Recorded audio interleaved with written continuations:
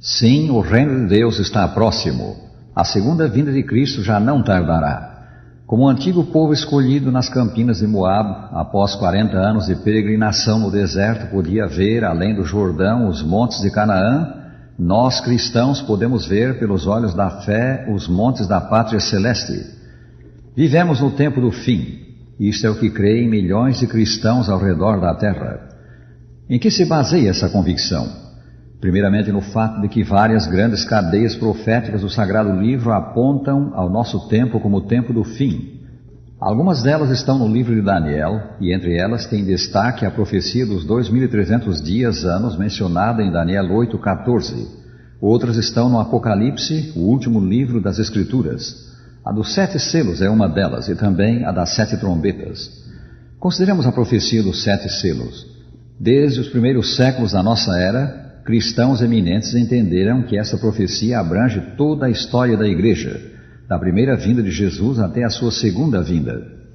No 5º capítulo de Apocalipse, o apóstolo João, que escreveu o livro, encontra-se em visão na presença do Rei do Universo e vê na mão direita de Deus um livro selado com 7 selos. Esse livro continha a revelação de acontecimentos futuros.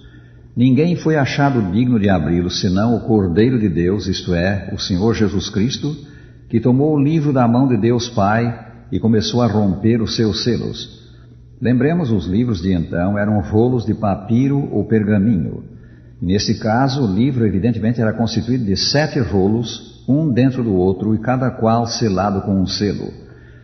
Vi, diz São João, quando o Cordeiro abriu um dos 7 selos, e ouvi um dos 4 seres viventes dizendo, como se fosse voz de trovão: vem. Vi então, e eis um cavalo branco, e o seu cavaleiro com um arco, e ele saiu vencendo e para vencer. Apocalipse 6, 1 e 2. O cavalo branco representa a pureza da doutrina cristã na fase inicial da Igreja.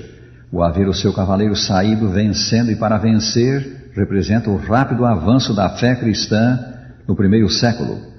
O período representado pelo cavalo branco estendeu-se de 31 a 100 Anno Domini.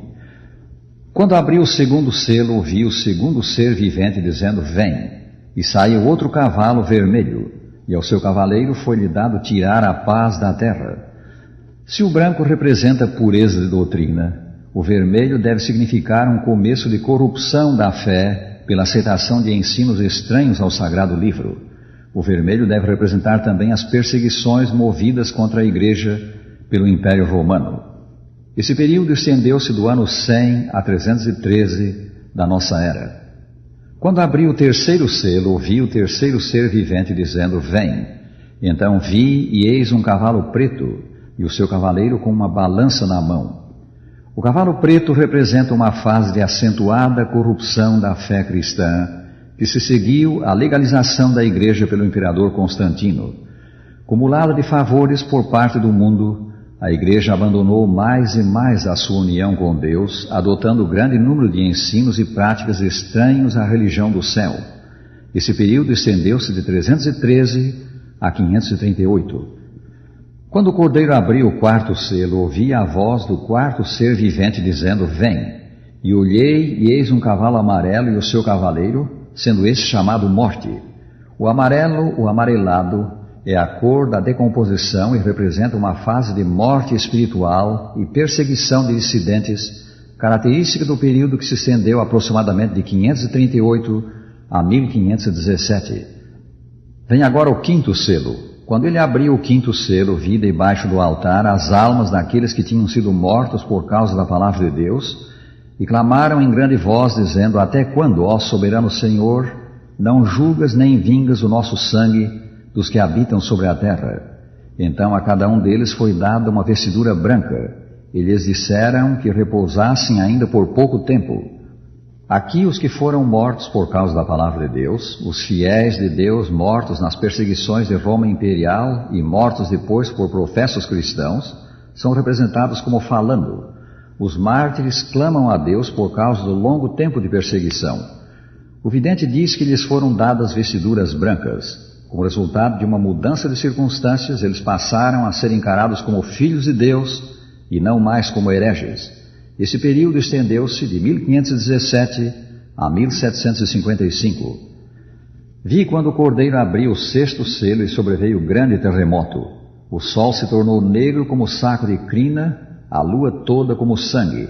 As estrelas do céu caíram pela terra como a figueira quando abalada por vento forte deixa cair os seus figos verdes, e o céu recolheu-se como um pergaminho quando se enrola. Então todos os montes e ilhas foram movidos dos seus lugares.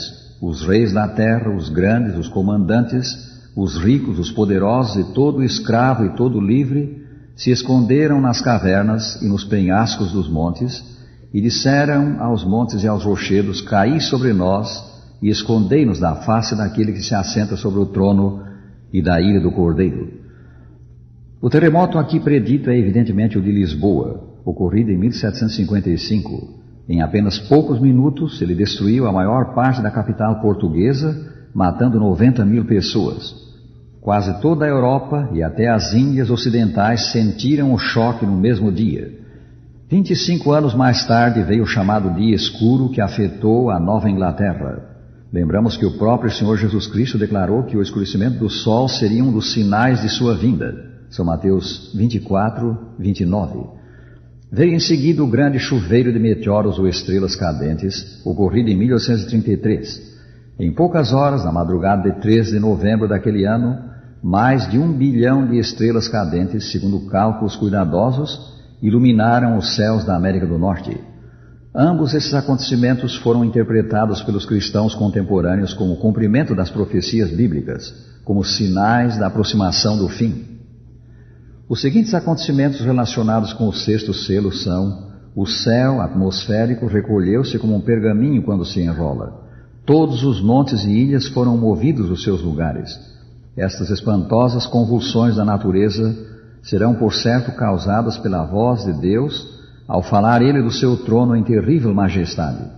A Escritura diz: aquele cuja voz abalou então a terra, no Sinai, agora promete dizendo: ainda uma vez por todas farei abalar não só a terra, mas também o céu.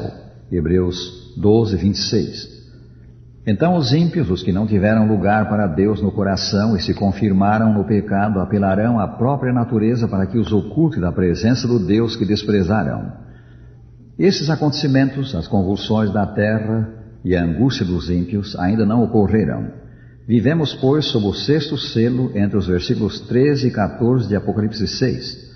Notemos, porém, meus amigos, o que ainda não se cumpriu do sexto selo está diretamente relacionado com a segunda vinda de Cristo. Esses acontecimentos e a volta do Senhor são quais relâmpago e trovão. Agora o sétimo selo. São João diz: quando o Cordeiro abriu o sétimo selo, houve silêncio no céu cerca de meia hora. Apocalipse 8, versículo 1. Quando Jesus voltar, todos os santos anjos o acompanharão. São Mateus 25, 31. A ausência das incontáveis hostes de anjos fará que haja silêncio no céu. O sétimo selo, pois, assinala a segunda vinda de Cristo, e o fato de que vivemos na fase final do sexto selo mostra estar perto, muito perto, o supremo acontecimento da história. Isto é o que as cadeias proféticas indicam, e os sinais do fim confirmam. A muito grave condição do mundo, político, moral e religioso, é um cumprimento de profecias do fim, fim de um mundo de males e o advento do reino celestial.